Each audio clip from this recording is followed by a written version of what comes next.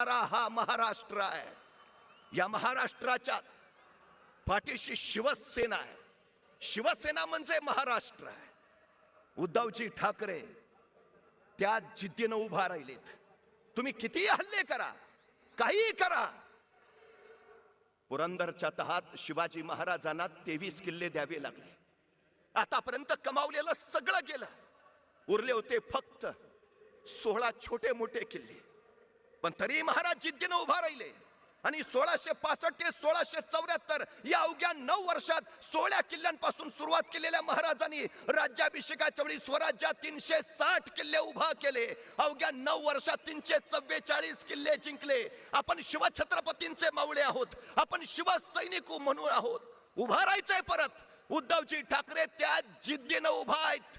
त्या जिद्दीनं 40 गेलेत. 140 निवडून आणायची